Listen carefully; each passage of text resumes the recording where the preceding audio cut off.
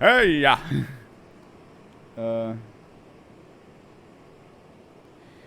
Welcome to the Fluff, you sexy bitches. It's a bit loud. A bit loud, I gotta say.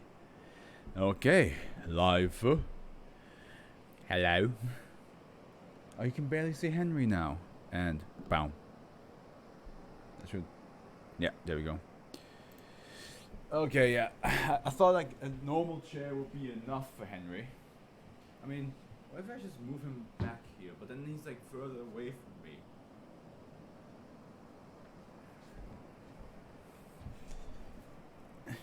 Henry! I mean, it still should be okay. He's just here to listen. We have a bit of a fuss here, Henry. This song doesn't have any words but these ones. This song doesn't have any words but these ones. Okay. Welcome to another. I need to check something. Are they still watching? Oh my god, they're going through that show right now. They're going through it. I have some friends who like usually would watch the stream, but they're watching anime on Discord together right now, and I'm just like, how many episodes are they going to watch? And yeah, they're still going at it. Good for them. Good for them. Oh well. This song doesn't have. God, now that's. Why is that? I just forgot how catchy that song is. Well, before we prepare, can I just tell you guys that daylight saving times fucked me over. It did. Like, as you guys recall, who was here yesterday and who watched the video before this, SCP wise, I mean, I was drinking Monster Energy and I was just having a blast, and I was like looking at the time. I was like, yeah, it's one in the morning. It's good. And then I look over again, and suddenly it's 2 in the morning. I was like, wait, what? Yeah, it screwed me over. I was like, oh, I'm gonna stay up late. I'm gonna have a good time. And then that happened. And yeah, it was not fun because I was awake till 6 a.m., which usually with Monster Energy I'll be awake till like 5 a.m. Like I would try to fall asleep by 5 a.m., but that didn't happen. That wasn't the case. Okay, hold on. Is this louder than the other one? It probably is a bit. Well, without further ado, we have the 850s to read today. Oh yeah, before we actually go on, I want to see if more people have answered to my... Because yesterday when I read 847, I asked them a question on Reddit. Hey, a couple... Okay, it's still the same amount. It doesn't look like many people saw that or didn't want to like participate in it, which is fine. It was a question about retaining like what if SB847 was a mannequin that specifically is interested in, well, it is specifically trying to look good or impress. Well, it's not really trying to impress, it's just trying to please men. And whenever it hears or feels something that we men don't like about her body or personality wise, it will destroy itself in that certain area. So if you say like, oh, I don't like your ears, or your lips are a bit thick, then it will basically tear his ears off, break his mouth, so on and so forth. And I was thinking like, what if you just complimented it? Will it still try to attempt to break itself? Or will it then stop doing that? And somebody actually answered, but so far that's basically all we got. But without further ado, we shall read now the next SCPs for today. I'm a bit frazzled, I will be honest. Like yesterday I was all energetic. Today I'm probably gonna be a bit more quiet. Well, I say that, but I got Henry with me and he gives me the energy I need. So how about we start now? School of Fish. So, and yesterday I tried with some SCPs to like, try to think what they could mean from the titles, and I did like 3 out of the 10. So let's see. School of Fish. Well, we know that a whole swarm of fishes is considered a school. So, but what is the anomaly about it? Maybe they have an education system, like an actual school. So not only are there a huge mass of fishes, you also see them all with backpacks and be like, oh god, I have a math class. And they just swim into the math room. Well, there's no room in the ocean. Math coral, I guess. And they just chill there and be like taking out the pens and on the wall calculators and like, oh god damn it. Why are we learning algebra? That's my best guess. It's Euclid. It's not. Okay, so 840 was 77, so it is a bit higher than the beginning of the 840s, but it is still below the hundreds of rating. So here we go. SCP-840 is not dangerous unless threatened. However, as it reacts to containment as a threat, measures must be taken to ensure that it does not know that it is contained. Because it's smart. Because it has an education system. I might be right. SCP-840 must be kept in a large habitat maintained in redacted ocean. The boundaries of this habitat are to be marked and enforced by concrete walls several feet in thickness designated to appear as a reef. Description. SCP-840... 850. Did I say 840 the whole time?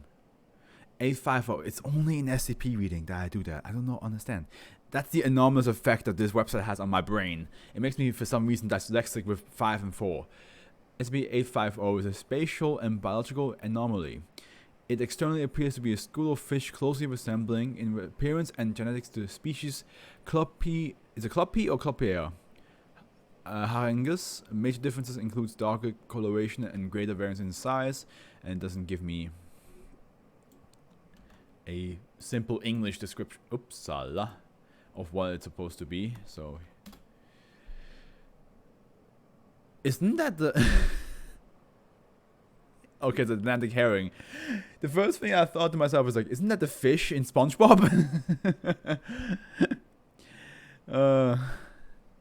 Am I wrong? SpongeBob narrator fish. Well, is he a narrator fish? Oh, he isn't. What is he? He's a trout. Okay, he's not a herring. He's a trout. Okay. Excuse-moi. That's very beastist of me. Major differences include darker coloration and greater variance in size. This is the one moment when, if I ever become successful with Twitch, where somebody from way back in the day, like 5 years from now, when I actually have like 10,000 of followers on Twitch, and then somebody's like, do you remember when you thought that Mr. Fishhead from SpongeBob was a herring and not a trout? You fucking beastist. And everybody's like, oh, I can't believe him. Unfollow. An area exists within it in which space heavily bends. Internal area is far larger than external area. The exact area of this bent portion of space is unknown, but is proven to have a radius greater than 50 kilometers. Ooh, that's a big radius. Dr. Grangan has postulated that it could be infinite in size. All area that has been observed does contain water. It has been observed that in the increasingly deep layers of SCP-850, god damn it, the fish seem to become increasingly different from Colopia harangus. This seemingly to become in part self-dependent. Though the specimens in the outer swarm depend primarily upon external creatures for food, the varied species further in seem to prey on each other. Despite preying upon one another, all fish in the school work together. Due to the sheer size of SCP-850, this typically provides enough force to kill a predator or destroy a barrier. Okay. If I was an outer layer fish of this SCP and I see my inner layer fish colleagues kill each other and eat each other. I'd be like, just keep swimming. Don't let them know it bothers me. I'm part of the system. There's no way they will kill me. There's no way. And one of the fish looks at me with like blood in his mouth. She's like, and I'd be like, just keep swimming. Just keep swimming. Just bend reality. Just keep doing your work. And then number 1. Wait, actually now that I think about it, I should probably put this bowl in the water before it dries up and all the soup sticks to it.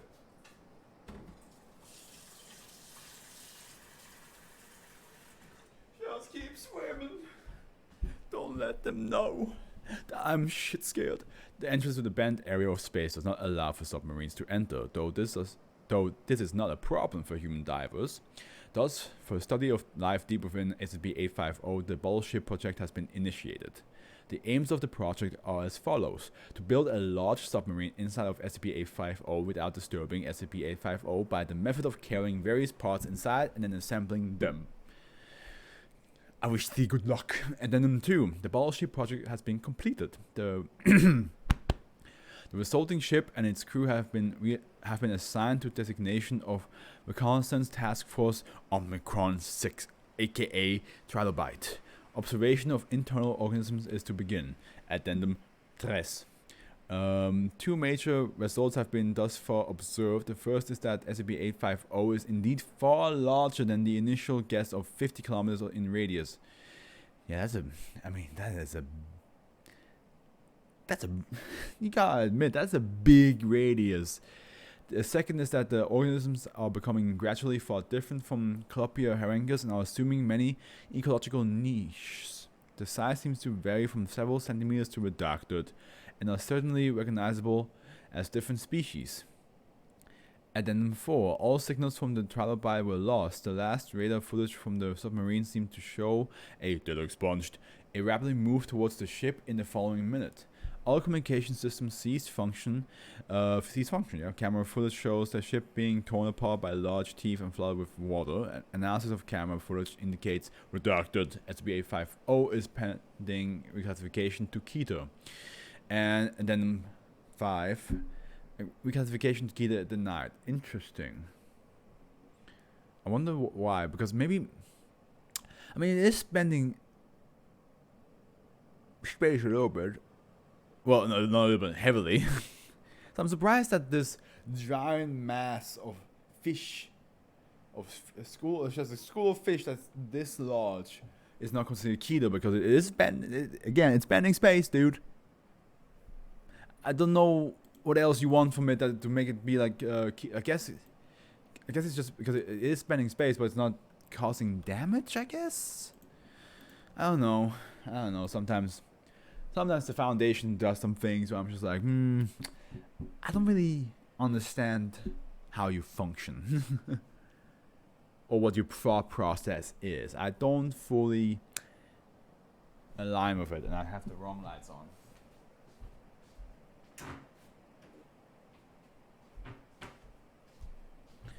Am I right, Henry?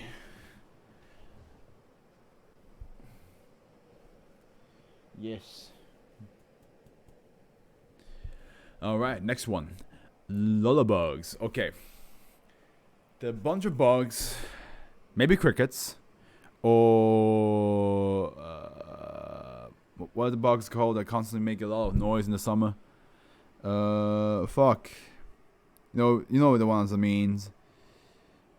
But maybe it's them, and they just sing lovely songs that make you go to sleep.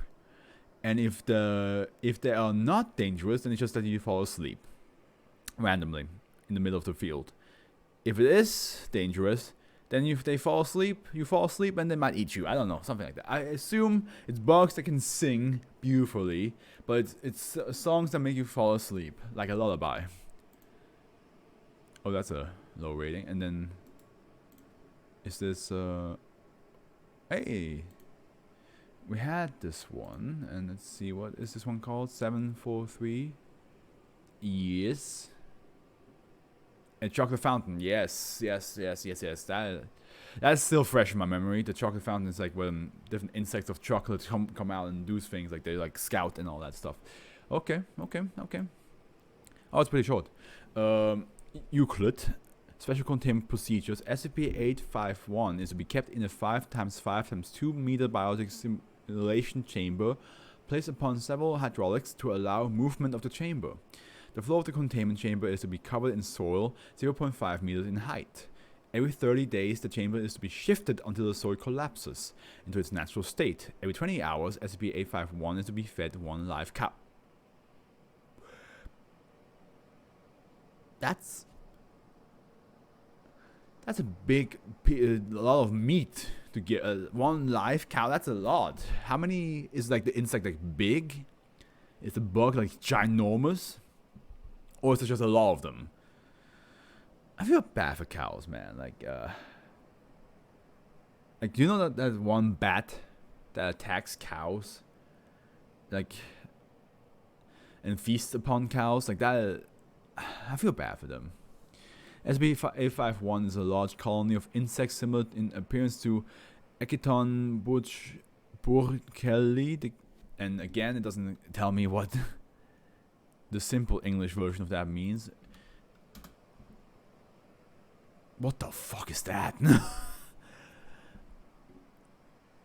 Is a species of a New World Army ant in the genus what?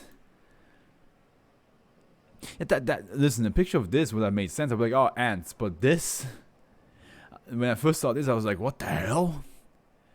Wow, they have ginormous pincers. God damn, dude. Look at that. They can... Wait, is that how big they are? Oh, my lord. Those are huge. I'm used to ants being fucking tiny. These guys, what? Okay. This colony numbers between blank and blank. Okay, that's definitely a 4-digit number at this point. Like this one right here, 4-digit number. At any given time, SCP-851 lacks a queen and reproduces asexually. Oh, fantastic. SCP-851 creates its hills in a vertical and obtrusive manner, reaching approximately 1 to 2 meters in height. This behavior has been determined as a way of luring in curious prey. If endothermic organism enters within a 3-meter radius of SCP-851's hill, it will burrow in a straight line towards the organism. SCP-851 appears to be able to burrow through any soil at up to 11 kilometers per fucking hour.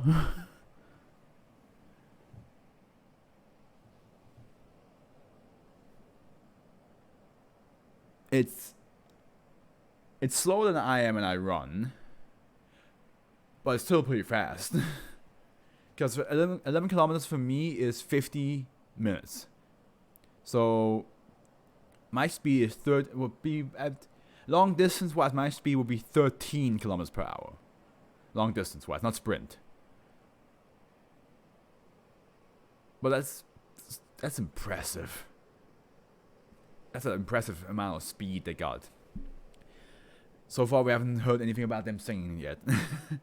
Once SCP-851 reaches the organism, it will enter a high-pitched noise. There it is. Mammals and birds are highly affected by this and show signs of heavy sedation. Ah, there we go. SCP-851 will then entirely consume the organism. I told you, it sings and then you fall asleep and then it eats ya. Due to the effects of the noise produced by SCP-851, organisms show little to no resistance towards the consumption. SCP-851 will migrate and create a new hill every blank to blank days. And it says mammals, which we are. So, kind of dangerous for us. It's kind of dangerous for us, you know. Addendum 1. Examination of the noise emitted by SCP-851 has shown that it has a melodic fluctuation. When slow, the noise produced contained elements of speech. Researchers were able to distinguish the following. You drowsy head, time to sleep and listen to We Will Feed to sleep. Good night. Good night, everybody. But imagine if like any lullaby you hear is like, go to sleep, you drowsy head. Time to put them on the bed. And it's time to sleep. Now listen to our beautiful voice sing to you. We will feed upon your entrails. It's like, what? I'm wide awake. What do you say? What was that? What was the last part you said there? I may have misheard. I may have just misheard, but I feel like something you just said in the last part might just be dangerous towards me. You heard nothing. You heard nothing, boy. Go to sleep. Lunar anomaly. So lunar means moon. I hope it's not our moon, because that thing is huge. But it could be. One of the first SCPs I read was about the sun, so it could be our moon. Would be interesting. But a lunar anomaly, or it's just maybe it's just a moon out there that's causing some weird stuff. But what could it cause? Maybe. So our moon is part of why we have floods in the ocean, and like, what's it called? I forgot the English word, but in German, Flut und Ebene. So it would Flut, Eben. So I assume this moon doesn't do that. What if this moon, I don't know,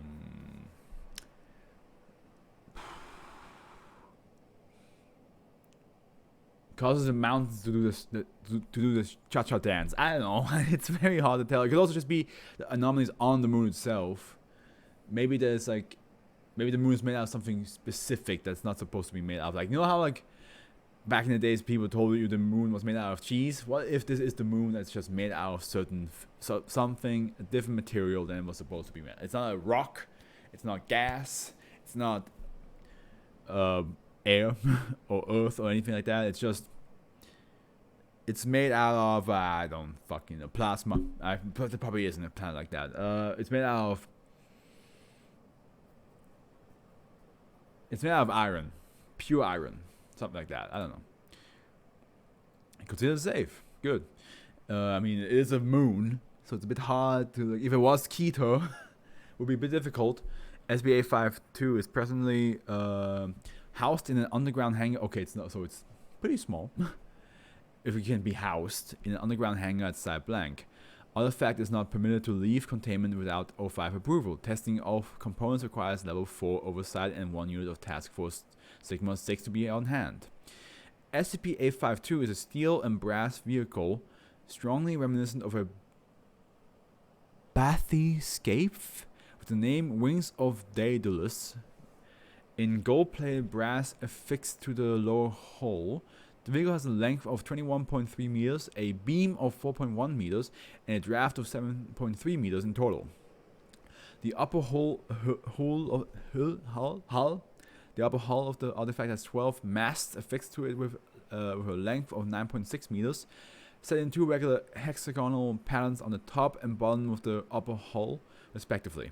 Each mast has a device on the end that projects a bubble, which warps space around it in a way that does not match current space-time theories. Presently, the devices are vacuum welded to the masts, making them difficult to remove for study. The lower hull of the vehicle is a sphere 3.8 meters in diameter and appears to be designated for life support. The lower hull has a fused quartz window for viewing, a control board with a robust chair and an airlock on the starboard side, and storage areas along the aft with a variety of tools and provisions. Power and oxygen were provided by reserves in the upper section. With quick climb used to absorb carbon dioxide in the ventilation system. The control board and storage areas have also been affected by vacuum welding, but they were repairable.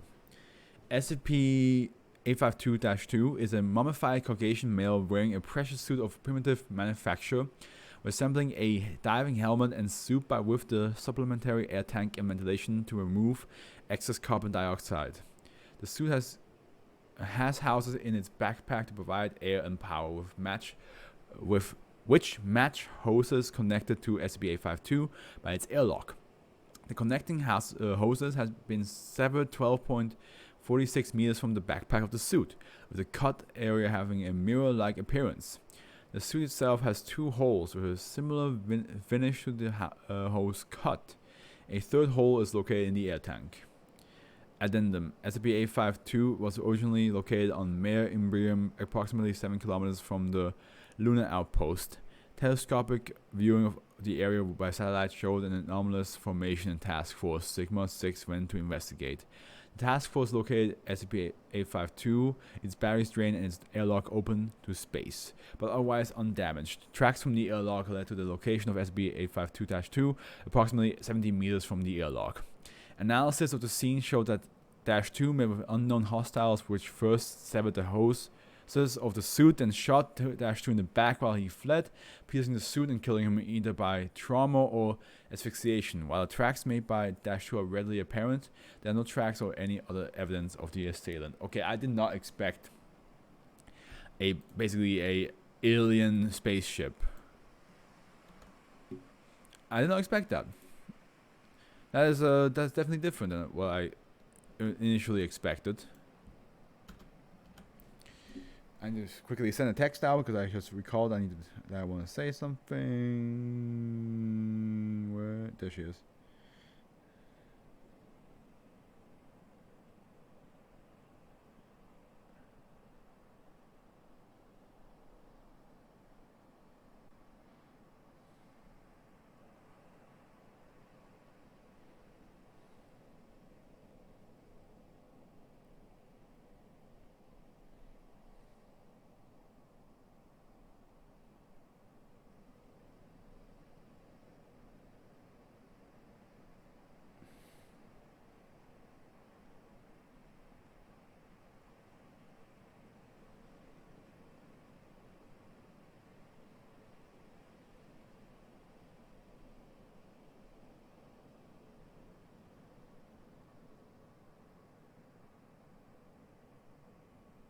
There we go. Just wanted to quickly send it out.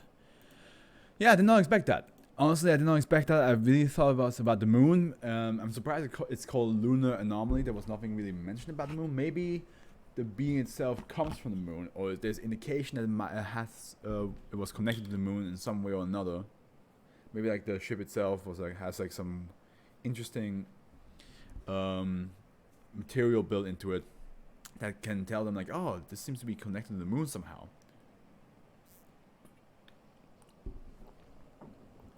Weather preserves. We already had an umbrella like SCP, so I'm not sure if there's gonna be another one this quickly.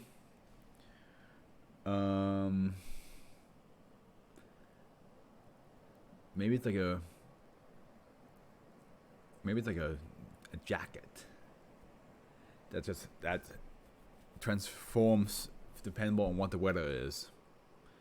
It's fit, like if it starts to rain, the jacket just becomes a rain jacket. If it starts to become real cold, it puffs up. If it becomes real warm, it becomes more like a gilet. I'm not sure if there's a word for that. Probably is also the same in English, but in German we say gilet, which is like a jacket that only doesn't have any like sleeves. And if it becomes like really really warm, then maybe just like a thin pullover, a thin zip shirt. I don't know, something like that. Okay, that is definitely not a jacket. That is definitely not a jacket. It is not a safe though. So far the 2 safes have been the most highly rated. In order to prevent breaking SCP-853, individual instances are to be separately packed in pallet boxes measuring no smaller than 25 times 25 times 40 centimeters. Except when being studied, all instances are stored in secure containment locker 37 at Meteorological Research Station 21. If access is required, consult Dr. B. Blank for the combination. Caution is advised when testing SCP-853 due to the lack of specificity of the labeling. See after action report 853-IOTA. Description: SCP-853 consists of blank, sealed canning jars of various sizes and makes. Each instance contains a differently colored substance with a visually determined viscosity similar to that of firm gelatin. The lid of each jar is labeled with masking tape, upon which the written name of weather pattern and a year. Examples include -12, Gentle Summer Rain, 1979. -145, that is a lot. Is that how many they have? Do they literally... I see the number below. Do they literally have... Do they have... I assume they have 365. Because wait, it says here the lead of each is made with and a year. Okay, they have... Okay. Still, 359 is quite a lot. But yeah, here we have 145, Furious Tornado 1952, and -359, Blinding Dust Storm, and 1981, but that's crossed out to 1982 now. At least 3 different styles of handwriting are present. Instances of SCP-853 are no more durable than commercially available canning jars of the same size. And here we have a picture, and it says here 207 labeled Clear Blue Sky 1923. That's not very blue now, is it? But how does... Okay, but let's see what this does. Let's see how this works. When an instance of SCP-853 is opened, here we go. Oh, here we go, Henry. Hold on to your flaps. Your little flaps, hold on to them. When an instance of SCP-853 is opened, the contents immediately begin to violently sublimate and vanish completely within 12 seconds. Between 7 minutes and 22 hours later, a weather system matching that described on the label will manifest at the site the instance was opened, regardless of the original or normal weather systems for that area. Anomalous weather patterns will persist for a minimum of 30 minutes and dissipate thereafter. The exact rate of dissipation appears to be related to how different the anomalous weather pattern is from the normal regional climate. Use of SCP-853 instances to assist in the containment of additional anomalous weather patterns, including instances of SCP-1746, is pending review. I mean, yeah, it could work, right? But if you need like certain weather to capture an SCP, this would be a good idea. But the problem, of course, is that it only lasts for 30 minutes, and from the sound of it, it sounds like a one-off. Like once you open it up, it's gone forever, right? Yeah, it dissipates, so it's gone. Addendum. On the 3rd, 19th blank, -112, Light Drizzle 1932 and 193, Pleasant Breeze 1944 were opened simultaneously at Meteorological Research Station 20. The resultant thunderstorm produced over 1 meter of rain and wind speeds up to 88 kilometers per hour and persisted for 18 hours before dissipating. Any further proposal to test more than one instance of SCP-853 at a time must be approved by both Dr. Blank and Dr. B. Blank and Dr. J. Blank, at least one of whom must be off-site at the time of testing. Addendum. On the 12/25th blank, the Foundation detected a snowstorm over the town of Blank, Australia. They must be surprised, like, what the fuck? What? Is this snow? Investigation resulted in the acquisition of an additional blank instances of SCP-853 from the basement of an elderly woman by the name of Blank A. Blank M. Blank. The handwriting on the lids of the new instances was different from those already contained, but matched that of Mrs. M. Blank. Mrs. M. Blank died of a myocardial infarction upon her detainment before an interview could be conducted. Oh, that's a shame. That is a darn shame. Yeah, but doesn't sound too bad. Like, as long as you keep track of what is what, right? Like, as long as you just look at, be like, oh, this has nice summer breeze, then you can just, and at the end, it is safe because you have to open it, right? And as long as you don't accidentally open multiple ones at the same time, you're good. Yeah, this is nice, you know. In case you ever have a down day and it's been raining for like a month and you're like, it's like, I just need the sun. And you're like, of course that's a waste of SCP, or that's a abuse of SCP usage. It's not testing, it's literally like, oh, I don't feel so hot. Let me just, It's gonna also be the other way around, like, oh my god, we have so much sun, I want some rain again, I want some wind. I like bad weather. It makes me feel nice. Makes me feel nice being indoors all the time. You know what I mean? So, Dream Bridge. So we had the perfect day. We also have the dream catchers, which was like this gorilla like humanoid thing. Well, it's a humanoid that walks like a gorilla and makes you fall asleep, and then whatever you dream. Makes you dream stuff, and then like it starts to lick you.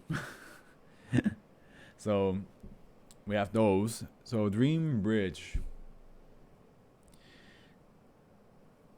I can think of two things. Either is an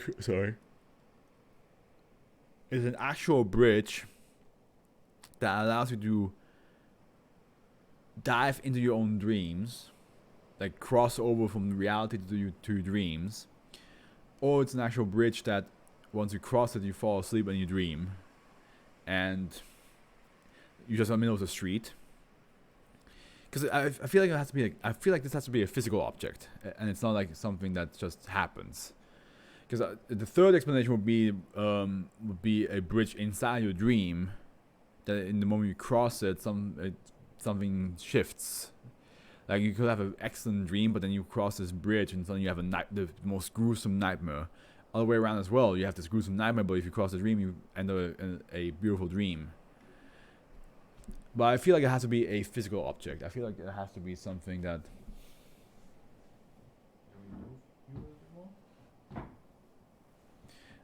Maybe people get to see you a bit more now. Yeah, there we go. Let's see. Not safe, okay. SB 854 is contained on U.S. Bureau of Land Management property in blank state. Roads and trails leading to the site have been closed for maintenance and rendered impassable, while cameras monitor the site and all approachable to it. Supervising personnel are authorized to use any non-lethal means to deter trespassers. Yeah, don't kill them. They're just curious. They just want to know what's happening over there. Barriers erected at the ends of the arch prevent access except under controlled circumstances. Wild animals are not permitted in the area in order to prevent unsupervised disappearance. So it is definitely a physical bridge. Or something physical at least. Doesn't have to be an actual bridge. It can also just be like a path. Description. SCP-854 is a natural arc formation eroded from sandstone in blank and known locally as the Dream Bridge. Despite its precarious appearance, it is exceptionally stable and can support in excess of 400 kilograms without difficulty. 400 kilograms is not a lot for a bridge. Like, how heavy is a car?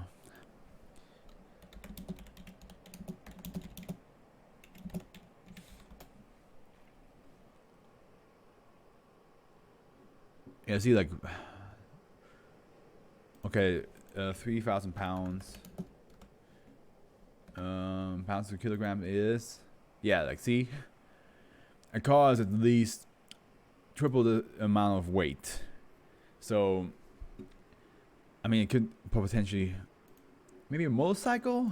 How heavy are motorcycles?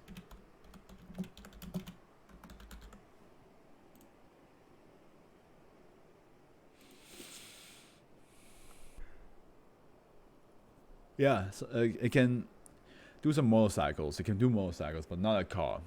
Not a car. A single large pictogram in an unknown language adorns the base of the structure, but it is otherwise naturally formed. The arch has been, or the arch? Is it the arch or the arc? The arch, right? Has no observable anomalous properties unless the top is traversed like a bridge from east to west. Animals and people crossing from west to east, walking under or around the formation, or otherwise interacting with it in any other way, experience nothing out of the ordinary. Okay, so east to west, from technically right to left. Technically. But you can also, of course, if you face it the other way around, it's from left to right. So, yeah, doesn't matter. Depends on how you face it, so. But yeah, from on the map, right to left. Living animals that cross the arch from east to west vanish at the midpoint of the structure. No organism that has disappeared has ever been recovered. Contact with the arch is necessary for this phenomenon, as birds flying above it is in the same direction experience no effect. Non-living items such as a remote-controlled vehicle also cross without interruption. But so if a car passes through it, which it can't because as I said, the car is too heavy. So a motorcycle, if a motorcycle passes through it, does the person riding the motorcycle disappear, but the motorcycle just no energy discharge. Yeah, no energy discharge, spatially irregularity, or other ancillary phenomenon has been detected that explains the mechanism of the disappearance.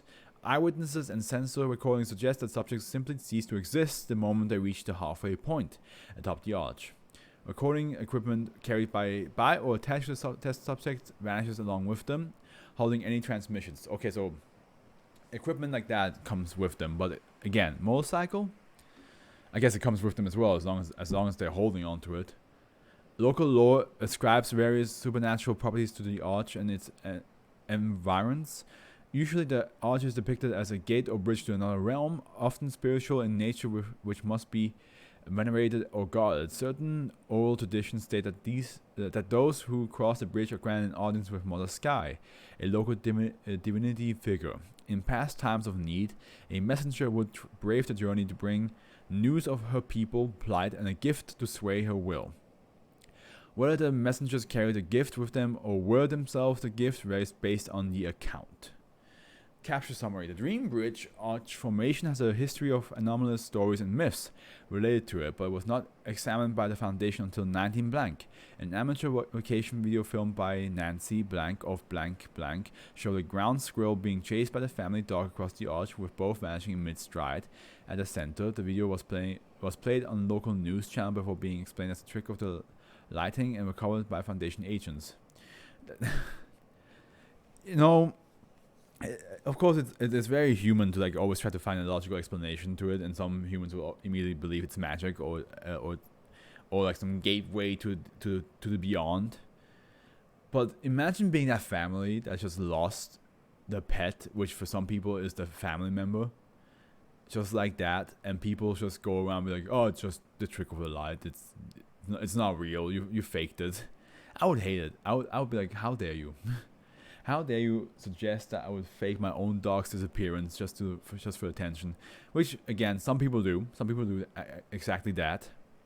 But I'll be very offended if I showed that footage, hoping that people would help me out, try to figure out the situation, and maybe get my dog back, just for them to laugh at my face and be like, "Oh yeah, nice editing you did there." It's like, "Oh, okay, great."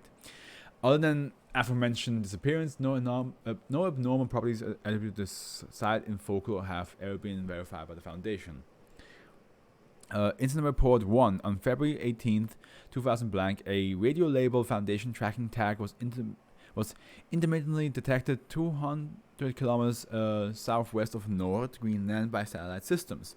A recovery team located and collected the device, which were exposed on a remote hilltop.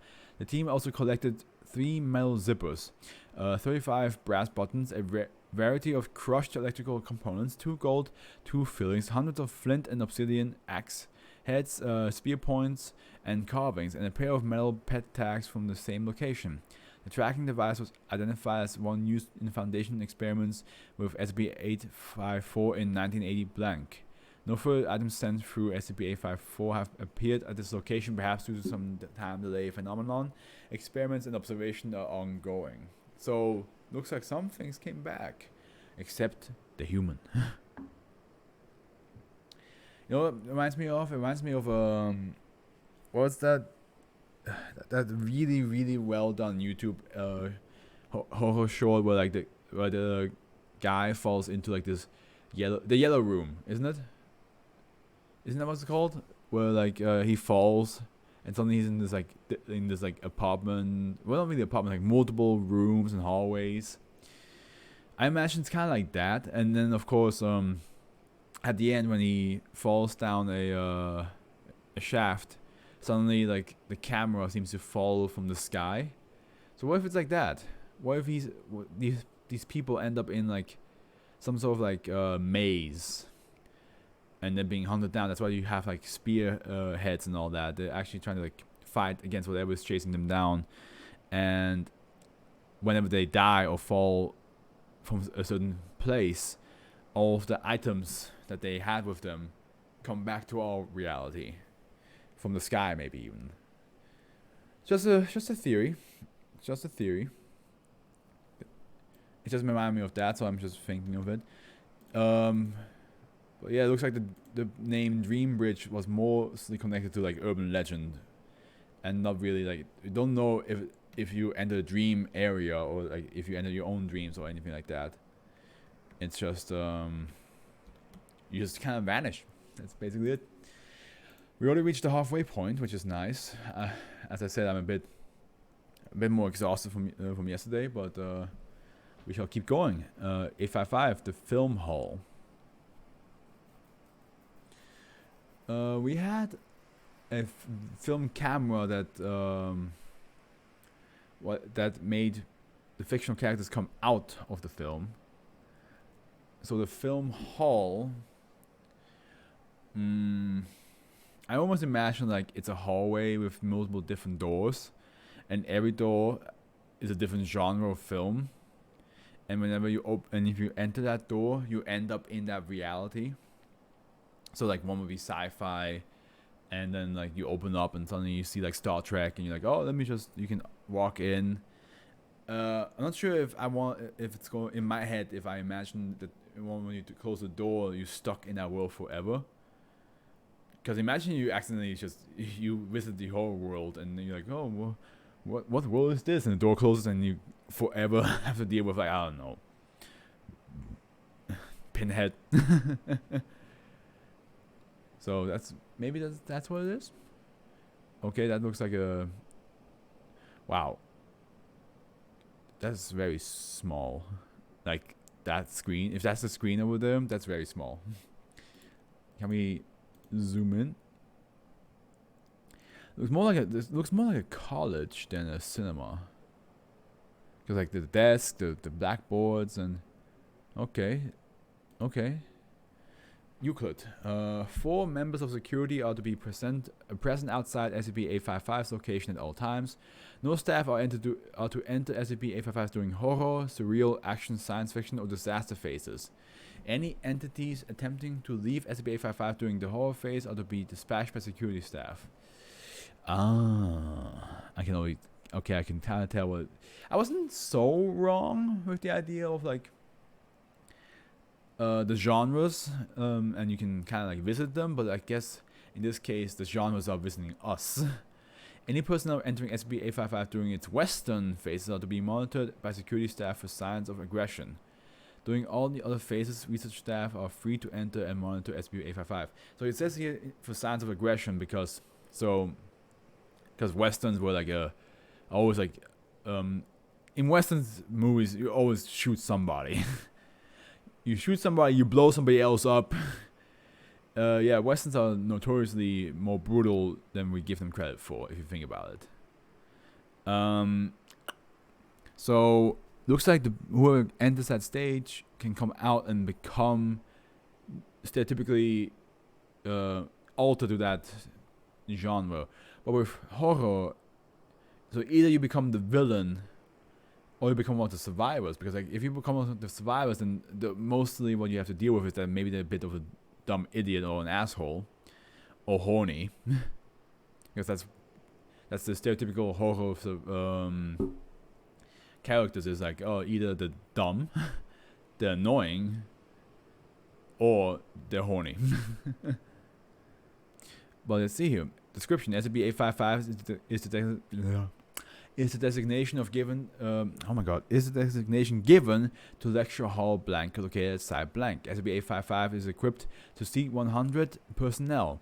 One reinforced skylight is present on the ceiling to allow the entry of natural light. Each month, SCP-855 will redecorate itself and temporarily develop anomalous properties seemingly themed after genres of films. This continues for the entirety of the month and has taken the form of manifestations of entities, mind-altering effects, hallucinations. Aha. Yeah, okay, here we go. Just want to see. There's no porn! I'm just kidding. Okay, so January's action. Reports of explosions came from within SCP-855. Michael Bay movie for sure. Just kidding. Or am I? Security was called in to investigate, at which point a sports car burst through the door into SCP-855, running over one member of security. Personnel later reported a man in a tuxedo firing at them with a pistol from within the vehicle. Vehicle vanished 30 seconds later. James Bond. He's like, what? It's Sean Connery's James Bond. And he's like, oh, what happened? Where am I? What? What's going on here? February, Detective Noir. Okay. Researchers within SCP-855 temporarily adopted a pessimistic attitude. Please tell me they fucking talked like detectives like back in the days as well. I always loved the noir style of talking from like detectives back then. I wish I could say stuff like that as easily. I mean, like Spider-Man Noir is another example. Like I love his dialogue the most because it's just like the most fun to like repeat. Like, like wherever I go, the wind follows, and the wind smells like rain. It's just so fun to say, as well as like we don't pick the ballroom, we just dance. Which is like to say like we can't. Doesn't matter where we are, we fight, and we don't pick the ballroom, we just dance. It's so good. Such good things to say, and I wish I could say things like that on the fly. March, surreal. All researchers sent into SCP-855 disappeared without a trace. Mobile Task Force Beta 23, film critics,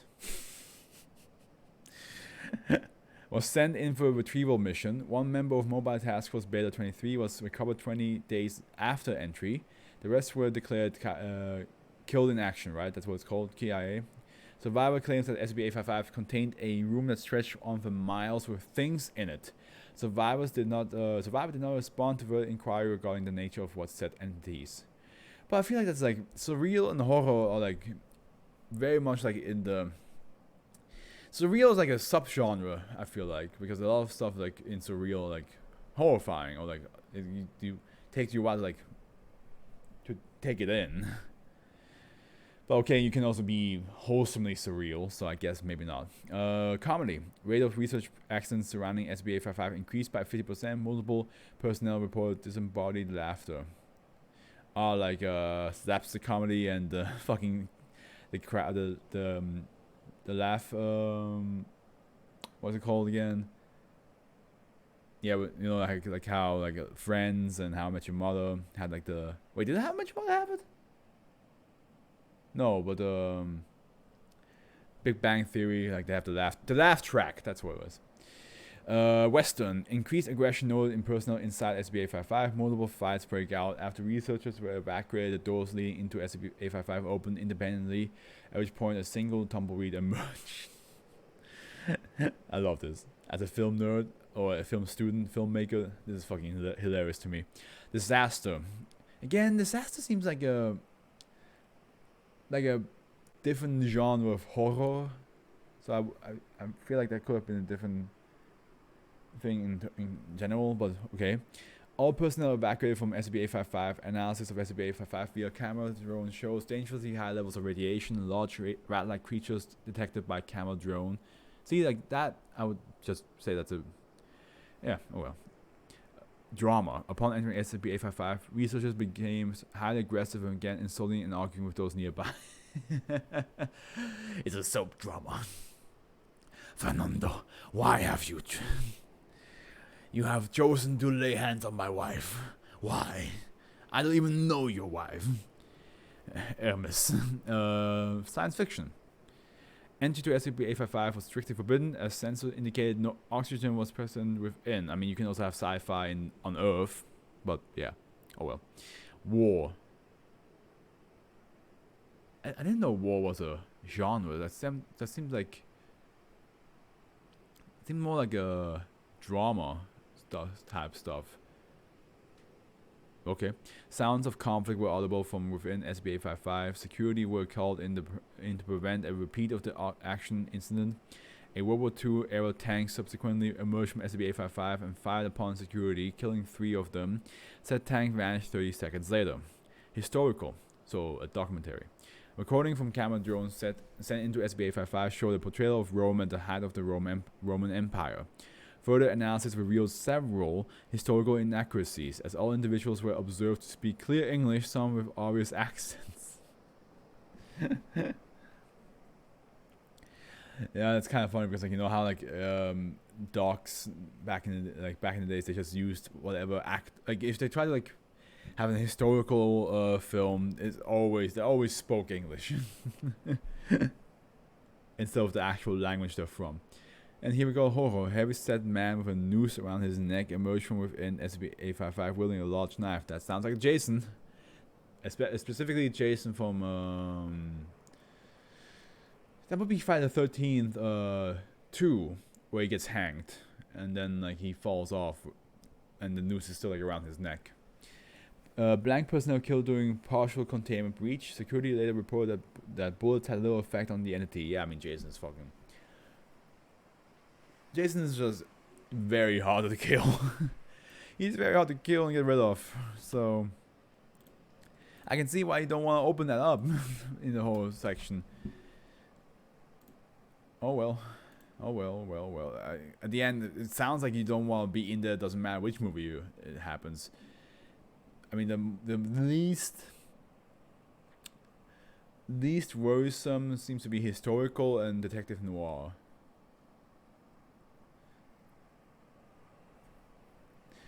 I mean, you just become monochrome and you become a bit pessimistic, but that doesn't seem so bad compared to oh, I don't know, having to deal with Jason. Leopotamus? So I assume is a hippopotamus with the attributes of a leopard. It's 2 animals combined. So either it's a leopard that's the size of a hippopotamus, or it's a hippopotamus with the body of a leopard. That's my guess. Euclid. Okay, this one's a bit longer, but not much. The affected length of the Blank River is bounded with 4 kilometers of chain-link fencing, 3 meters in height and topped with razor wire. The fence lines both bank and connects across the river at both ends of the containment area. Signs are posted every 5th meter in Arabic and English, warning of chemical spill contaminating the river. 2 armed guards are sent twice daily to patrol both tanks of the containment area in the standard Foundation Afro vehicle. The vehicle is equipped with a 50 caliber rear-mounted machine gun for use in the event of a containment breach. Should the civilians accidentally come into contact with SCP-856, they are to be treated with a Class B amnestic if still alive and transported immediately to the hospital in Rumbek. Medical staff have to be told the victim suffered from an unknown animal attack. The use of force is acceptable if a civilian deliberately attempts to come into contact with SCP-856. Okay. That bad, huh? You don't want anybody around it. SCP-856 is an entity residing in a 4-kilometer length of the Blank River in the southern Sudan. If a human being comes into contact with the water, SCP-856 appears virtually instantaneously and appears virtually instantaneously and attempts to attack them. So the moment you touch the water, it's just boom, right there. It's like, oh, you touched my water. It's like, no, I did not. It was an accident. Just put my toe in. SB856 appears to be a leonine in nature. Estimations put the entity at approximately the size of an adult male lion, Panthera leo. Okay, so not a leopard, but a lion. SB856 seems to be all evidence to be bound to the river, as it has rarely been witnessed extending itself out of the water or beyond the banks by more than 1.5 meters. See note incident log. So it's just a line that lives in the water, basically. It probably okay. So it's a line that treats the water like a hippopotamus does. Besides the biological reason why this is an SCP, it sounds more like a line that got adopted by a hippopotamus and just decides to, like, this is my life now. I can do the same thing, but of course it can, because, you know, lions have different biology. Attacks come variably upon bodily contact with the river. In the majority of cases, SB856 appears within several seconds. However, in certain instances, the entity has appeared to time its attack for maximum efficiency. If multiple parties come into contact with the water, SB856 will jump between individuals in fractions of a second. Oh boy, it's fast too. Entirely regardless of distance. The entity's ability of instantaneous movement does not appear to water up or down river of the containment area, or water physically detached from the confines of the river itself. It has Nightcrawler's ability. It's a lion that lives in the water and can fucking jump between person and person like Nightcrawler. Despite the abnormal capacity for movement exhibited by SB856, its attacks are of normal velocity and can be avoided with sufficient alertness. Factors that inside attacks appear to be variable. No amount of protective clothing appears to prevent SB856 from sensing the contact of humans with the river. Objects placed in contact with the water by human beings have likewise provoked attacks, save for certain instances conducted with extreme care. Fauna in contact with the river generally do not incite attacks from SB856. Okay, so other animals don't cause, just humans. Of course it is. Sometimes it's like, oh, it does all of it, all the mammals and some other animals, and sometimes it's just only animals, and sometimes it's only humans.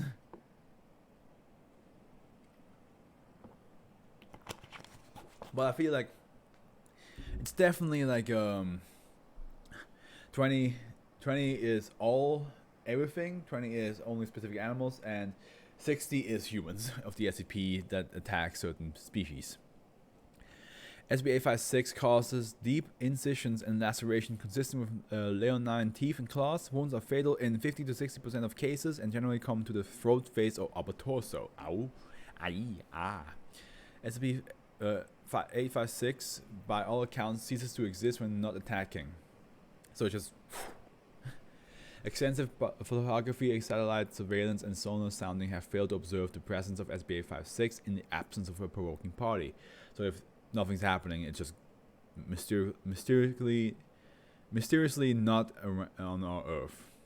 Historical note: Foundation control over SCP-856 and the 4-kilometer section of the Blank River was minimal between the discovery of the site in 1956 and the Sudanese ceasefire of 1995. At that point, greater numbers of personnel could safely enter the area and current containment procedures were put into effect. Prior to 1995, a small village of several hundred people called Blank was situated on the eastern bank of the Blank River. Within the region containing SCP-856, the inhabitants of the village were inexplicably able to draw water from and wash in the river without inciting attacks, probably because they are part of the area, and that SCP is like, they're cool. They live here. You guys are outsiders. I don't like you. Interviews revealed that the villagers believed the entity was a protective spirit and ritualistically left it offerings of livestock. In 1995, a joint effort between Foundation forces and UN peacekeeping troops resituated the village 9 kilometers downriver with a minimal loss of civilian lives. Well, great. So some of them had to die just for you to move them. I hope you're proud of yourself, Foundation. Well, aren't you proud of yourself? You killed some people trying to move them away. Not only that, but I feel like they're the only ones that kept this SCP in check. So I don't understand why you would want to move them away from the SCP. they clearly seem to know what's going on with this thing, or at least can keep a lid on it. Relevant incident logs: Incident A, date blank blank 1956. A troop of 21 Naya guerrillas attempted to ford the river from the west bank, apparently with intent to attack blank village. Eyewitnesses claim that when the party was approximately halfway across the river, SB-856 sprang upon them from downstream. 3 of the soldiers were killed and several more were injured within 30 seconds. Wounds inflicted on SB-856 by gunfire appeared to harm it without consequence. It bled but never stopped. The remaining men fled from the area. Notes: reports of this incident led to the first investigation of SB-856 by the Foundation and the establishment of rudimentary containment procedures. This line ain't kidding around. It's like, you want to attack my village? You want to attack the people that take care of me? Hell no. Hell no. You gonna feel the wrath. You're gonna be surprised once a full lion jumps out of the water that you didn't even see before. Incident B, date blank blank 1971. That's 15 years later. Events: a surveying motorboat drifted within the section of the river containing SB-856, resulting in the deaths of 2 junior researchers. The first was killed by a laceration to the throat, and the second expired later due to blood loss from a severed limb. The researchers were members of 3-week task force sent to gain further information on SB-856, though through observation and experimentation. Notes: following this incident, extant containment procedures for SB-856 were intensified. Incident E. Okay, we skipped a couple of letters, but fine. 1995, so that's now 24 years later. Events: a team of 5 engineers were attacked while attempting to lay a temporary bridge over the section of river containing SB-856. One suffered fatal injuries. Notes: security footage confirms that at no time did any personnel or bridge component come into contact with the water. It appears that under certain circumstances, SB-856 is able to leave the confines of the river. Okay. Incident F, 2009. Wow, so this is now... Okay, 14 years later. Events: due to the particular bad drought, a section of the blank river, including the containment area for SB-856, dried up for the period of 42 hours. At 8:30 in the nearby city of Taylor Expunged, all 3 entities were finally pushed back by the Foundation forces at 13:50. Total deaths numbered 22 civilian, 9 local law enforcement, and 1 Foundation personnel. Notes: this incident has called into question Foundation understanding of the exact composition of SB-856. It has been ascertained from this incident that with significant firepower, SB-856 can be restrained for a short period of time. Requests have been filed for measures to prevent further incidents of this type.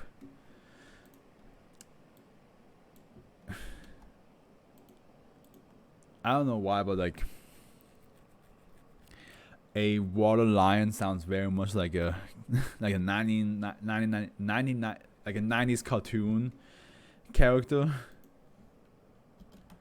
Like it's just the idea of like a tiger, not a tiger, a lion just being on the water and just be like, I'm here to protect the village. Kind of like, you know, like, yeah, like Thundercats and, well, not really like Thundercats, but you know, like he's the savior. Kind of like Flipper and Lassie, but instead of a dog and a dolphin, it's a lion that comes out of the water instantaneously. Human-based ecosystem. I just assume it's whatever ecosystem it is, it's made out of human flesh. The trees, the grass, everything, the earth, the fruits is all made out of human flesh. Exterior of SB-857, no specimens visible. Okay, this seems to be the most highly rated one, so here we go. So far. And it's the last 3 ones. We're already this far, and we haven't... Unless like the last 2 ones are like 3 times the size of all the other ones we just read, we're gonna be done like in perhaps 20 minutes, which is nice because again I'm fighting through this right now. Safe. The area designated SB-857 is to be surrounded by electrified fences measuring 2 meters in height. Any civilians attempting to enter SB-857 are to be brought into custody and interrogated. After interrogation, intruders are to be closed with a to be dosed, not closed, dosed with a Class A amnestic. No specimens of SB-857-1 are to be allowed to leave SB-857. Description: SB-857 is a section of the Amazon rainforest measuring 1 square kilometer. Plants native to the region grow normally in this area, but animal life appear to instinctively avoid it. SB-857 is populated entirely by what appears to be human organs and body parts capable of ambulation and basic thought. There you go. But hey, but it's populated entirely by what appears to be human organs and body parts. So it's not the environment is made out of them. The environment is living with them. And I'm not saying living with humans. It's just our body parts. Oh, okay. The sources of these specimens are currently unknown, and they will hereafter be referred to as -1. Specimens of -1 are non-hostile towards humans and very widely informed of functions. See specimen log 857. These mobile body parts appear to have been cruelly altered to allow for movement and consumption of food.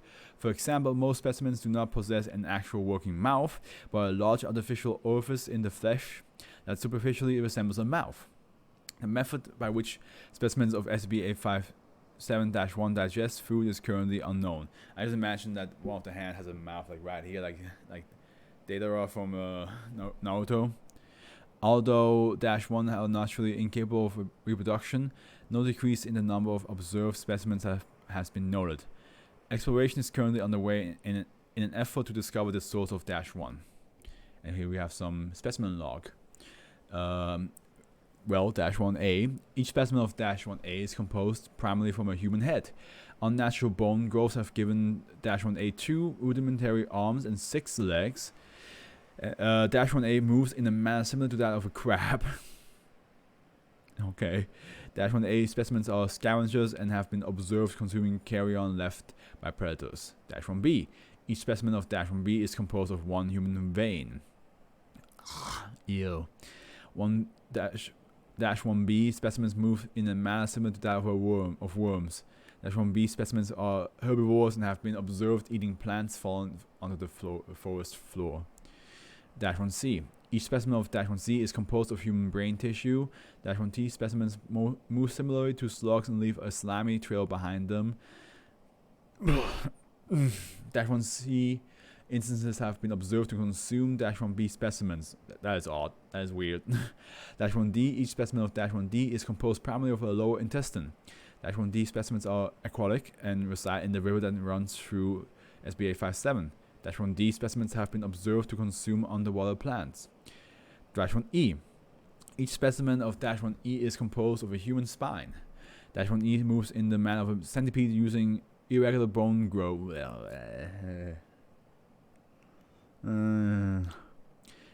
-1E specimens are predators and have been observed hunting and consuming specimens of -1A. That's so weird that they consume each other. -1F. Each specimen of -1F is composed from a human heart. -1F is immobile. -1F is a parasitic and has been observed to latch onto specimens of -1C, which is the human brain tissue.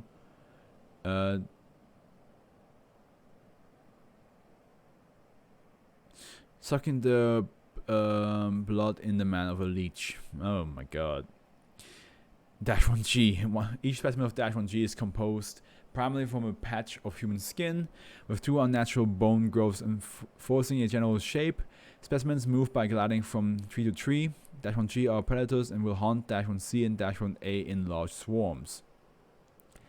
-1H. Each specimen of -1H is composed primarily from a human rib cage. Specimens move in a manner similar to spiders and reside in treetops. Specimens of -1H are predatory, often leaping on and consuming passing -1C. -1C seems to be the poorest sucker out there. Like everybody kind of attacks them or eats from them, Classified level 4 personnel only. -1I. Each specimen of -1I is composed primarily from a human head. -1I are identical to -1A with the exception of more pronounced arms and the presence of opposable thumbs. -1A specimens are fairly intelligent and reside in simple tribal structures. Man, the imagery is really, really disgusting, but it's definitely very fascinating. That is insane. The idea, it's disgusting, but my god, is it fun. Gravity's rainbow. Gravity's rainbow. What could that be? I imagine a rainbow that just like goes like straight down, instead of like the arch. It just goes straight down, and it's the rainbow's actually heavy. I don't know. This might be anything. It could be anything. Yeah. Okay, it's not long, but it's hey, Kita. The one with the name that has a rainbow in its name is considered keto. Damn right it is. Containment procedures. 3 samples of contaminated precipitation are to be maintained within a storage locker in the infectious wing of research site blank. Reports of cloud iridescence are to be tracked until the likely area of precipitation can be identified and evacuated. Cover stories involving tornado activity are to be prepared and distributed afterwards, with area cleanup consist of evaporation of contaminated water via heat lamp. Objects and subjects affected by SBA 58 are to be detained and destroyed on site, incinerated, and the remains fall to escape Earth orbit. Damn, okay. Descending cloud formations affected by SBA 58. Okay. What if it's a rainbow and you pass it somehow? Your weight or the gravity, it gets heavier for you. SBA 58 is a migrating noctilucent cloud which affects cirrus clouds, or is it cirrus cloud formation beneath it. Presence of SBA 58 can be easily identified by the iridescent refraction within the cirrus formation, which, once affected, descend until precipitation ensues. Contact with precipitation from affected clouds immediately and permanently alters solid matter on contact.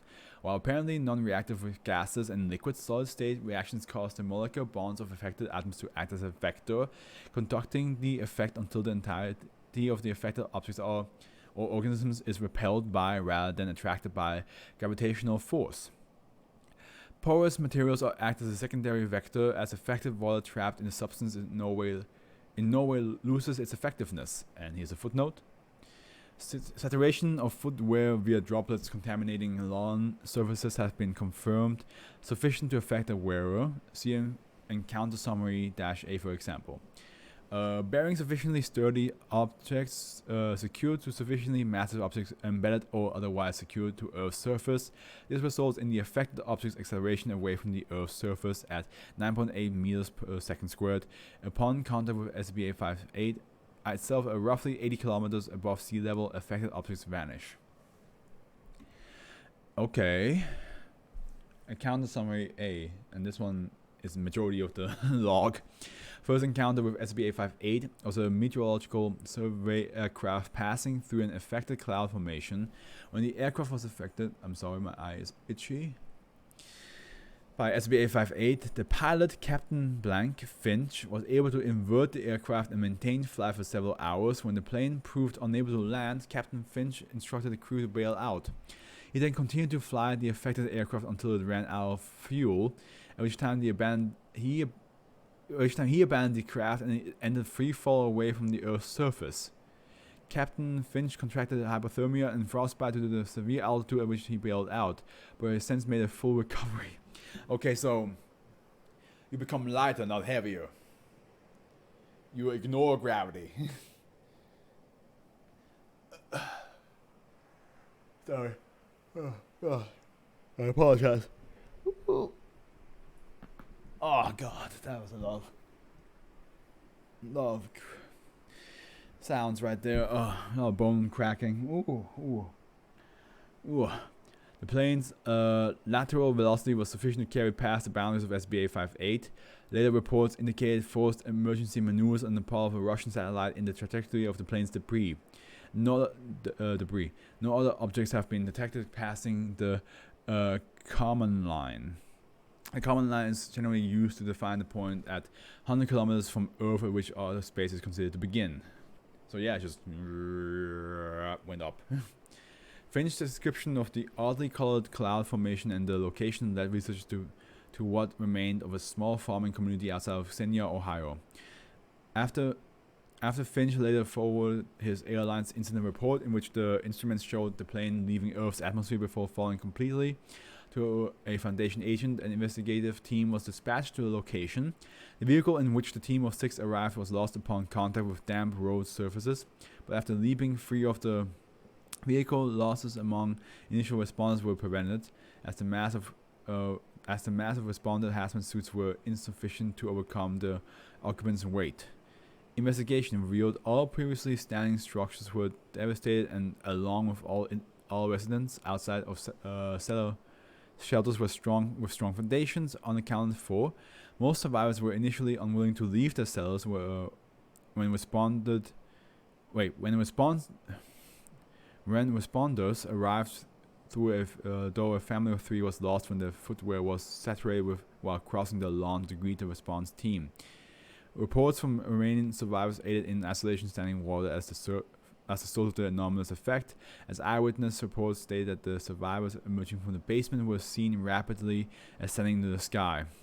Later certain to have been due to assuming the danger had passed once there was nothing left to ascend, rainfall was continued. Even after precipitation ceased, other vehicles arriving after the fact continued to be affected, though the tires themselves were insufficient to displace the chassis. Water sprayed onto the undercarriage by centripetal force compromised the vehicle in the entirety. These persons able to exit vehicles were inevitably suffered the same fate, regardless of whether they survived impact or not, as without the protection the responder hazmat suits offered, they were affected by and lost to SBA 58 on contact with still wet ground surfaces. Remaining survivors were extracted following natural evaporation of the anomalous precipitate and were treated with amnestics before being released to the surviving relatives. You can tell I'm getting super tired because I cannot read anymore. But the moment I heard that the car starts to fly away, I followed the vines. Like, are these helium balloons? It's like, oh no, and they're all just arguing. And the car's like, oh, it's too late, we're floating away. We're floating away. And the car's just like, oh, what a great vine. Classic. Proposal to investigate SCP-858 itself have been stymied by the extreme expense of reaching the 80-kilometer altitude of the cloud. However, plans for altering the maneuvering thrusters of a geostationary satellite soon to be launched by the Foundation Front Company, Blank Corporation, to compensate from gravitational drift away from the planet rather than towards it is under consideration, pending calculation of the launch date and location in concert with the position of SCP-858. Wow. When the world is wrong and you're feeling low, I lift you up, I can be your helium. Whoa. Arachnophobic orb. All I can imagine is a ball that sees a spider and then just like fucking rolls away at the speed of light. Wow. Yeah. I was right. We're going to be done in like 20 minutes. When I said that with SCP-857, I was like, oh, maybe in 20 minutes we'll be done with this. Yep. Euclid. SCP-859 is stored in a locked container which is stored in a secure containment chamber at site. I need to hug you afterwards, Henry. I'm so tired. Chamber at site blank. SCP-859 must not be removed from its container except with express permission from level 4 personnel, and experimentation on SCP-859 must only be performed with Class D personnel. Description: SCP-859 is a spherical mass of dark, unidentified material approximately 11 centimeters in diameter that appears to be covered in multiple layers of spiders' webbing. Okay. it's not arachnophobic orb as in like the orb itself is arachnophobic. It's an arachnophobic orb because if you are arachnophobic, it has spiders in it. You know that one video of like this like dark mass and somebody like pokes it with a stick and then like thousands of spiders crawl out? That's what I imagine this thing is. SCP-859 is soft to the touch and approximates the stickiness of spider webbing, although the strands observed on the object do not come off. When any living human places their hand on SCP-859, the subject immediately gains an acute arachnophobia as well as a severe allergic reaction to any kind of spider venom. See Addendum 1 for details. Joke's on you, I'm bored already. I'm not. But what if you are? What is this actually rated? Yeah, it's the lowest rated, I can imagine. SCP-859 was discovered in Dillo Expunged, along with the swollen and decayed bodies of 37 individuals who had been Dillo Expunged. Investigation into the origin of SCP-859 as well as the exact nature of its effects are inconclusive. Addendum 1. List of personnel exposed to SCP-859. Subject, Agent Blank, date, blank blank 2000 blank, exposure method, accidental. During containment of SCP-859, subject immediately screamed and dropped SCP-859 after touching it with his bare hand. When questioned afterwards, reported he saw hundreds of venomous spiders crawling out of SCP-859 and onto his hand. No spiders were observed in the area and acute arachnophobia was observed in the subject. Result, the subject was found dead in his apartment on blank blank 2000 blank, having died from a bite from a common house spider. Shit. Subject had no history of being allergic to spider venom according to medical profile from Foundation records, but this thing causes it. It gives you that lethal allergy. Subject D47121, male African American, 31 years old, no known medical allergies, blank blank 2000 blank. Instructed to place hand on SCP-859, display shock and revulsion to SCP-859 after contact similar to initial case, acute arachnophobia observed in subject. After showing violent resistance and extreme terror when attempting to expose subject to an agitated huntsman spider, subject is restrained and spider placed on subject bitten and immediately exhibits symptoms of extreme anaphylactic shock. Subject dies within 1 minute of exposure and attempts at resuscitation result in failure. Yeah, he's dead, dude. You can't. He's gone. He's gone, Jim. He's dead, Jim. He's bye-bye. He's up there. Judged by God. I mean, he's a criminal, so I'm not sure how well he would get off with God, but, you know, yeah. Huntsman spiders have particularly mild venom, rarely resulting in little more than a mild pain. But yeah, this arachnophobia orb gives you the most, like, it's like, yeah, once you get bitten by a spider, you're fucking dead, dude. D47565, female Caucasian, 23 years old, no known medical allergies, blank blank 2000 blank. Instructed to place hand on SCP-859. Subject exhibits significant resistance prior to instructions, similar initial symptoms in previous subjects.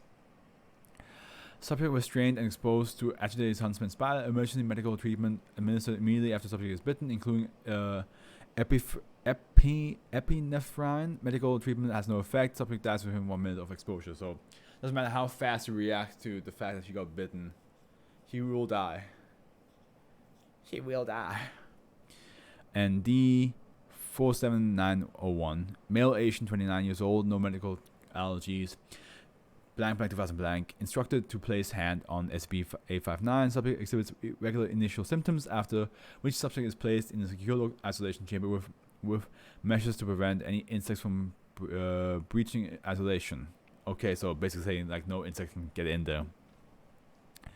Subject exhibits increasing levels of paranoid arachnophobia, peaking after 5 days in isolation, after which subject is observed semi-catatonic, curled into a fetal position in the corner of the chamber and constantly babbling and muttering about spiders on the walls, and they're coming to get me. Subject found dead of severe allergic reaction to spider venom after 7 days. Over blank spider bites were found on the subject despite having found no spiders within the isolation chamber, and preventative measures still being intact. Review of security footage showed the data expunged. So the review showed something interesting, but we will never know. And that was the last one. Nice little 1 hour and a half reading. I would say I will put that like Yeah, right here. All right, so here it is. Let me just wait till like I have to see. Well, actually, I can just see it here. Can I? Yes. As a film student, well, I'm not a student anymore. I haven't been in years. As a filmmaker, the film hall was the most fun. It was definitely the most fun. It was just fun to read what it does, and like the possibility are endless. Like literally, you could bump into any fictional character, but at the end, those fictional characters probably don't want anything to do with you to begin with. They're just acting out as if you were part of the movie, and probably the antagonist or a thing that they have to get rid of from the movie. So yeah, but it's still a fun idea. Lullabogs, I mean, after looking at that picture up of how they look like, I had to put them high up because they just look very freaky. Also, respect to them that they can dig 11 kilometers per hour, and yeah, the fact that they also like, if you think about it, in their singing, they don't really hide away that they want to eat you. There's a lot of things I like about this one. It's very terrifying, but it's a lot of fun. Human-based ecosystem. The imagery is so bizarre. The concept is and the image that I have in my head, thanks to this, it's just so bizarre. But like, it's explained well enough that you can make sense of it. You're like, man, yeah. What if it was like that? It's crazy. It's just wild. Leopotamus. I think it's actually kind of cute. That this lion that just spawns out of the water once you near it or touch it was actually, if you think about it, very protective of the village that kept feeding it and treated it with respect. And now it's probably a lot more agitated now that the villagers are gone. So I still think the foundation should have left the villagers there. They seem to have this one under control, as long as they would help. They would agree with the foundation that they prevent any random person to come close to this. Gavity's Rainbow. I think it's mostly like the story, the airplane story, that sold me on this one. The fact that, like, because I always feel like whenever I'm in a plane and we go through a cloud, not a crowd, I always like worry, like what would happen when you come out of it. But of course, like the pilot and whoever communicates with the pilots, they are aware if there's another plane in the area, so they don't crash into each other. But I always like it's always like really interesting to see like going into a cloud and then coming out, and just the white is gone, and then and if you're above the cloud, it's just sun, and if you're below, then the clouds are above you. But in this case, of course, in the moment you come out, the fucking plane decides to go like just go up, and you're like, what? And the pilots are like, what the fuck? No. Just can't get to land. Which honestly, that must be a nightmare for a pilot. I wonder if a pilot ever dreamt of that, like they're in a plane but they can't land the plane because it just literally doesn't do it. Arachnophobic orb, yes. At first I was like, oh, if it gives you arachnophobia, then that's nothing too bad, because like most people are scared of spiders. But the fact that it also makes you allergic to any spider bite, and it's lethal, and then even after 7 days, you get bitten even though there was no spider around you. That's pretty hardcore. Because at first it seems pretty simple, but then it adds like the extra stuff. You go like, ah, shit. Okay, yeah, I see you. Weather preserves. I mean, that just sounds like a good time. Except of course, if you open up a jar that says "Furious Tornado" or "Worst Storm Ever," and you open that thing up and cause like a natural disaster. Dream Bridge. Like I said, like it seems like the name itself seems to come from like what people have called the bridge, like the urban legend, which is fair enough. But I think it's very. I wish there was like some way to find out if wherever they go to is actually a dream state, or like a dream like something that you dreamt of, and you walk in there and suddenly you're there, or if it's like, because every person dreams differently, right? My dreams are fucking random and wild. So I wonder if you walk through the dream bridge and you end up in a world that works like your dream, and you try to survive. Maybe that's what it is. School of Fish, big school, a lot of fish. As a 1990s Godzilla quoted, that's a lot of fish. And it's interesting how they're not considered Keto, even though the span from in 50 kilometers radius, and they bend reality. And the O5 are like, yeah, that's not Keto enough. That's not Keto yet. Let's not worry too much. Lunar Anomaly, yeah, I mean, kind of wish there was a bit more on that one, to be honest. Like, I wish there was more, like, I want to know why it's called Lunar Anomaly and not just like spaceship, or like impossible spaceship. I don't know, something like that. Something that you should not exist. Or like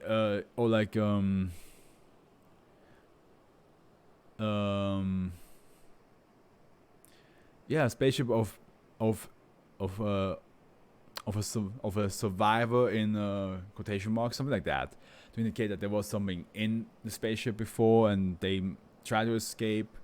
So not survivor, but like, you know, victim, alien victim, something like that. I just want to know why it's called Lunar Anomaly. But yeah, that's the SCP reading for today. I hope y'all enjoy today's reading. I'm sorry if I ended up being a babbling idiot at the end there, because like as I said, I'm super tired. I had an all-nighter before, and the daylight saving time doesn't really help. I don't like, whenever it takes an hour away, that's pretty dope for me. But whenever it adds an hour, I'm just like, God damn it. Like, it would have been okay if I fell asleep on that day, you know, if I went to bed and then fell asleep and then it happened. But no, it had to happen while I drank Monster Energy and was awake for the whole night. So yeah, basically the same thing as usual. Wednesday gonna be some more Dying Light with Lexi. Thursday, Friday I'll continue Hellblade, Senua's Sacrifice.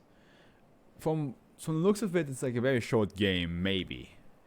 I finished chapter 5, and there's apparently 12 chapters, so we're almost halfway through. But it depends, like, if the other chapters are twice as long as the ones that I just did. Who knows? Then, of course, we get to read the 860s and 70s the next weekend. 860s and 70s, and then 800... Oh my god, in 2 weeks we finish the 800s. Damn, okay. Yeah, okay. I'm excited. I hope you all have a beautiful morning, afternoon, evening. I hope you enjoyed today's stream. I see you all next week, and the Afro's with you.